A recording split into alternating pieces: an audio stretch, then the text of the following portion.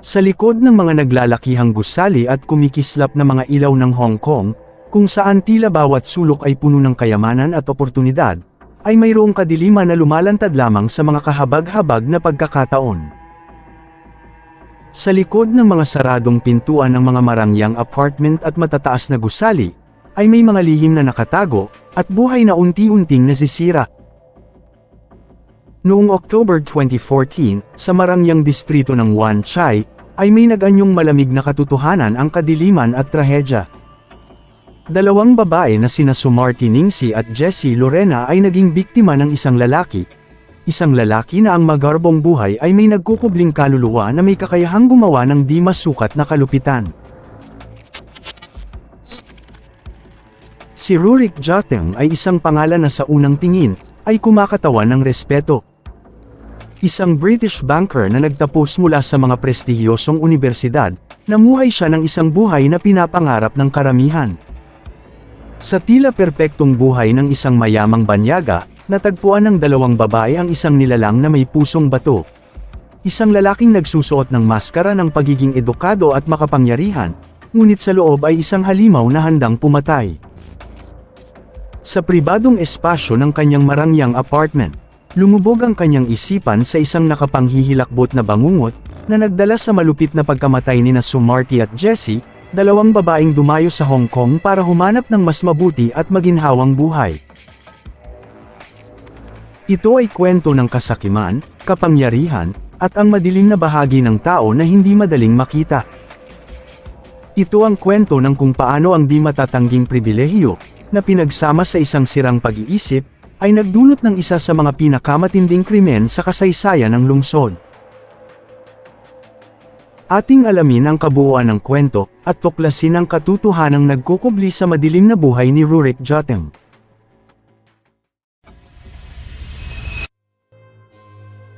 Welcome para sa isa na namang kwentong kakaiba. Kung ikaw ay mahilig sa istorya ng krimen, mga kakaibang kaganapan, at mga kwentong hubuli sa iyong atensyon at imahinasyon, ang channel na ito ay para sa iyo. Para maging updated sa mga bagong istorya, please subscribe. Also, para mas lumawak pa ang maabot ng video na ito, please like, share, and comment.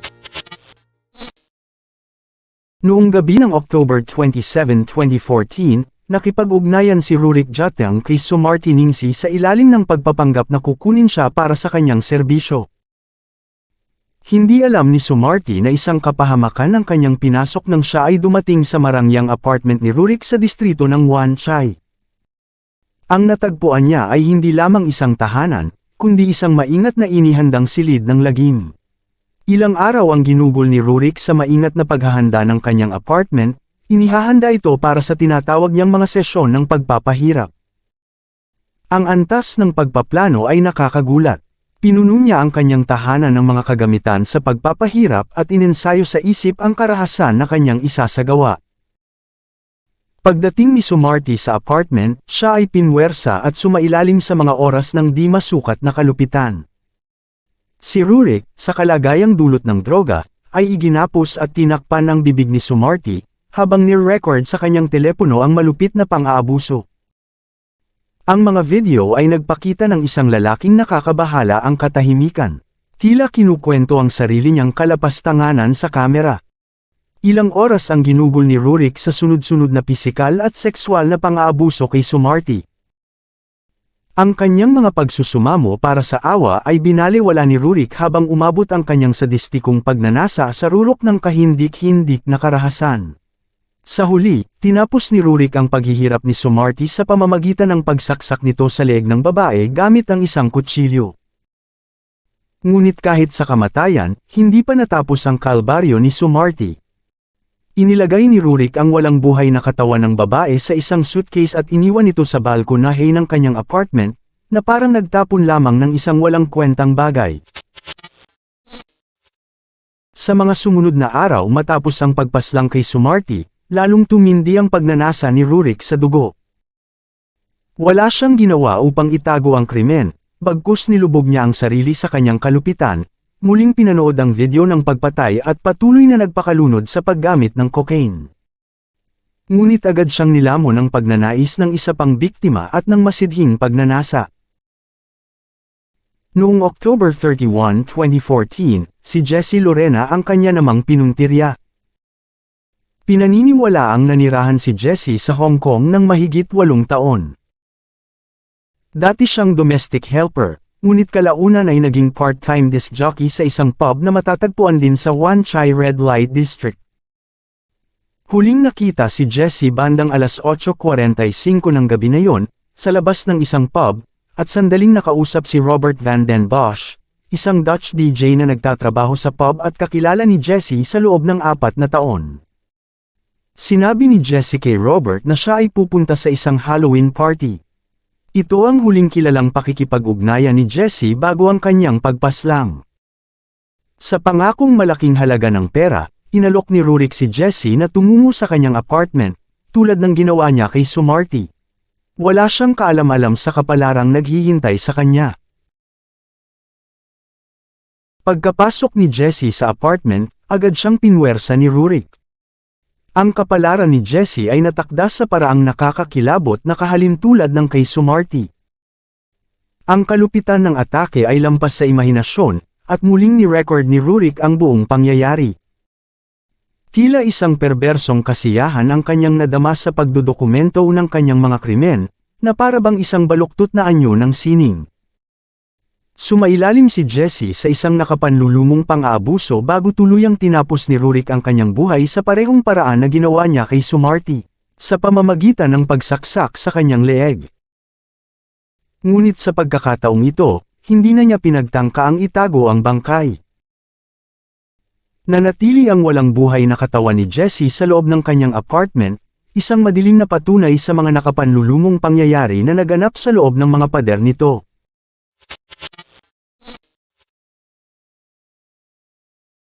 Si Sumarty Ningsi, kilala rin bilang Alice sa Hong Kong, ay isang 23 taong gulang na babae mula sa Cilacap, Indonesia, na puno ng pag-asa at determinasyon. Ipinanganak noong April 22, 1991, iniwan niya ang kanyang simpleng pamumuhay upang magtrabaho sa Hong Kong bilang domestic helper para masuportahan ang kanyang pamilya sa Indonesia.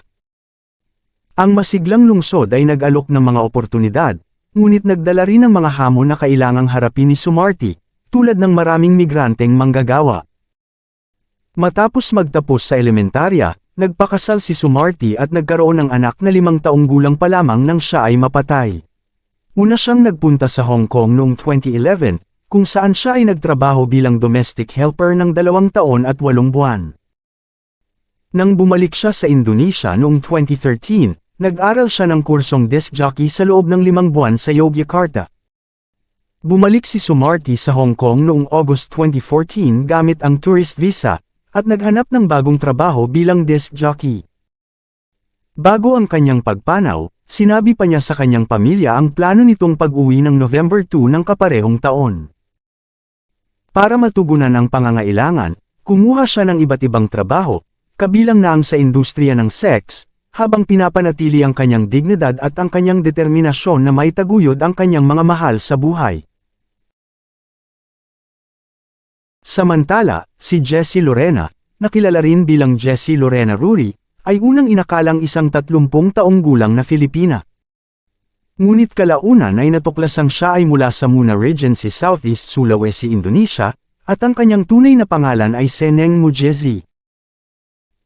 Iniwan niya ang kanyang bayan sa paghahanap ng mas mabuting oportunidad, at nakarating sa Hong Kong upang magtrabaho bilang domestic helper. Si Jessie ay isang masigla at palakaibigang babae, na sa kabila ng distansya, nanatiling malapit sa kanyang pamilya. Ang kanyang mga pangarap, tulad ng kay Sumarty, ay upang makapagbigay ng mas magandang kinabukasan para sa kanyang mga mahal sa buhay. Ayon sa Consul General ng Indonesia sa Hong Kong, si Jessie ay overstayed na sa lungsod dahil expired na ang kanyang Hong Kong work permit. Ang 2 babaeng ito ay masisipag, matsatsaga, at determinado na magtagumpay sa isang banyagang lupain. Ngunit ang kanilang mga landas ay trahedyang nag-cross sa isang lalaking tiningnan sila hindi bilang mga individual na may mga pangarap at ambisyon kundi bilang mga bagay na pwedeng pagsamantalahan. Si Rurik George Keaton Jateng ay isang mamamayang Briton. Sa panlabas, siya ay tila isang matagumpay at nakatanggap ng pagkilala na indibidwal. Nag-aral siya sa Winchester College sa Peterhouse, at sa prestihiyosong University of Cambridge. Pinaniniwalaang nagsimula siya ng kanyang karera sa Barclays Bank sa United Kingdom matapos makapagtapos mula sa Cambridge, na may degree sa History at Law. Pagkatapos ay nagtrabaho siya sa Bank of America Merrill Lynch sa opisina sa London mula July 2010 hanggang sa kanyang paglipat sa opisina sa Hong Kong noong July 2013 kung saan siya ay nagtatrabaho sa mga tax minimization trades. Iniulat din siya ay isang competitive poker player. Ayon sa isang kaibigan ni Rurik habang siya ay estudyante sa Cambridge, siya ay awkward sa mga babae. Isang kaibigang babae ang nagsabi na si Rurik ay masipag, matalino at gentleman. Ngunit sa ilalim ng panlabas na tagumpay na ito, si Rurik ay isang tao na dinadala ang mga panloob na demonyo. Mabilis na bumagsak sa kaguluhan ang kanyang buhay sa Hong Kong, na tinataka ng labis na pag-inom ng alak at matinding paggamit ng cocaine. Ang mataas na pressure sa kapaligiran ng investment banking ay tila nagpapalala ng kanyang umiiral na mental instability. Ang patuloy na pagsandal ni Rurik sa droga ay nagpapalakas ng kanyang paranoia at unti-unting sumisira sa manipis na linya sa pagitan ng kanyang propesyonal na persona at ang mga marahas na pantasya na bumabalot sa kanya. Ang katatagan sa pag-iisip ni Rurik ay pinagdududahan. Ayon sa mga ulat, siya ay labis na nabigla nang mag-cheat ang kanyang fiancé sa ibang lalaki. Sinubukan ni Rurik na patawarin ang pagtataksil at ayusin ang kanilang relasyon ngunit hindi niya ito magawa. Ang kanyang fiancé ay umalis ng araw na nagwakas ang kanilang relasyon dahil sa sobrang matinding reaksyon ni Rurik. Ang pakikipag-ugnayan ni Rurik sa mga sex worker sa Hong Kong ay pinalakas ng isang twisted na pangangailangan para sa kontrol at dominasyon. Tinitingnan niya ang mga babaeng ito na may nakakaabala na halo ng superiority at sadism. Tinitingnan silang walang higit pa sa mga instrumento para sa kanyang sariling kasiyahan. Sa pagtaas ng paggamit niya ng droga, gayon din ang tindi ng kanyang mga pantasya na nagdala sa isang nakakatakot na breaking point noong huling bahagi ng October 2014. Noong umaga ng November 1, 2014, si Rurik, na ngayon ay tila lumulubog sa kabaliwan, ay tumawag sa kapulisan ng Hong Kong at inimbitahan ang mga ito na pumunta sa kanyang apartment. Ipinahayag niya na may nangyari sa kanyang one-bedroom flat sa ika-31 palapag. Ang kanyang tawag ng 3:00 ng madaling araw ay humiling sa pulis na imbestigahan ang kanyang apartment. Nang dumating ang mga pulis, ang kanilang natuklasan ay lampas sa anumang kanilang maiisip. Isang 12 pulgadang kutsilyo, mga sex toys at cocaine ang natagpuan sa apartment. Si Jessie ay natagpuan sa sahig na nakahiga at nakahubad. May mga sugat sa kanyang leeg, lalamunan at likuran. Siya ay buhay nang dumating ang mga pulis ngunit idineklara ring dead on arrival sa ospital. Si Rurik ay inaresto sa mismong oras na yun. Ang imbestigasyon ay mabilis na nagbukas ng buong saklaw ng kanyang mga krimen, na ang mga video sa kanyang telepono ay nagsilbing matibay na ebidensya ng kanyang pagkakasala. Sinuri ng mga otoridad ang nilalaman ng telepono ni Rurik, at natagpuan ang humigit kumulang 2,000 mga larawan. Kasama sa mga larawang ito ang mga sadomasochistic na kalikasan. Kumuha rin si Rurik ng mga larawan ng kanyang sarili kasama ang iba't ibang bahagi ng mga bangkay, kabilang ang mga organong sexual at ang bahagyang naputol na ulo ni Sumarty, at nagsabi din sa isang video na siya ay pumatay sa isa sa mga biktima.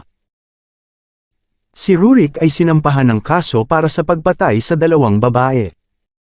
Pagkatapos ng kanyang pagkakaaresto, tumanggi siyang makipagtulungan sa mga otoridad. 8 oras matapos ang pagkakaaresto ni Rurik, ang bahagyang naputol na katawan ni Sumarty Ningsi ay natagpuan sa isang malaking itim na suitcase sa balkonahe ng apartment. Ang bangkay na malapit ng mag-decompose ay bahagyang nakasuot ng mga tela, nakabalot sa mga tuwalya, at ang kanyang mga kamay at paa ay nakatali sa mga lubid. Ang kasong kriminal ay itinakda sa Court of First Instance. Si Rurik ay lumitaw sa korte at inamin ang pagkaunawa sa mga kasong isinampalaban sa kanya, ngunit tumanggi na magbigay ng pahayag bago ang korte ay ipinagpaliban hanggang November 10, 2014. Ang kaso ay muling binuksan noong October 2016 at naging pandaigdigang sensasyon.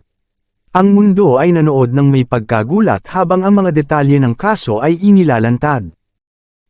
Ang koponan ng depensa ni Rurik ay nag-argumento na siya ay nagdurusa mula sa malubhang mga mental na karamdaman kabilang ang narcissistic personality disorder at sexual sadism disorder, na sinasabing puminsala sa kanyang kakayahang kontrolin ang kanyang mga aksyon.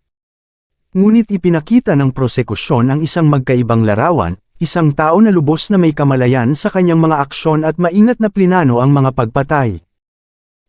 Bagaman 4 na psychiatrist ang nagpatutuo na siya ay may narcissistic personality disorder, si Rurik ay idiniklara na mentally fit nang ito ay humarap at lumitaw sa korte noong November 2014 bago pa ipagpaliban ang kaso. Noong November 8, 2016, dahil sa sobrang dami ng ebidensya, si Rurik ay napatunayang nagkasala ng 2 bilang ng pagpatay, at siya ay hinatulan ng habambuhay na pagkakakulong ng walang posibilidad ng parole. Nagpasa ng apela si Rurik noong August 2018 ngunit tinanggihan ito ng Court of Final Appeal ng Hong Kong. Siya ay ibinalik sa maximum security Stanley Prison upang magsilbi ng kanyang sentensya sa buhay. Ang mga pagpatay kina Sumarty Ningxi at Jessie Lorena ay isang matinding paalala ng mga panganib na nagkukubli sa ilalim ng tila perpektong buhay. Ang 2 kababaihang ito na pumunta sa Hong Kong na may pag-asa at pangarap, ay naging biktima ng isang lalaki na ang buhay ng pribilehiyo at panlabas na tagumpay ay nagkukubli ng isang isipan na may kakayahang magtago ng hindi maipaliwanag na kasamaan. Ang kanilang mga pagkamatay ay nagbigay diin sa mga kahinaan na kinakaharap ng mga migrant workers. Lalo na ang mga nasa mapanganib na sitwasyon dulot ng desperasyon. Ang kaso ay nagbukas ng madilim na bahagi ng buhay ng mga expat sa Hong Kong, kung saan ang kayamanan at kapangyarihan ay minsang nagkukubli ng pinaka-nakakatakot na katotohanan. Para sa mga pamilya ni Ningxi at Lorena, ang pagkawala ay hindi masukat. Ipinadala nila ang kanilang mga anak sa Hong Kong na may pag-asa sa mas magandang kinabukasan, ngunit bumalik ang mga ito sa mga kabaong. Ang kanilang mapait na kapalaran ay nagsisilbing isang malungkot na paalala ng mga panganib na kasama ng paghahanap ng mas magandang buhay sa isang mundo na maaaring hitik sa oportunidad ngunit may taglay na panganib.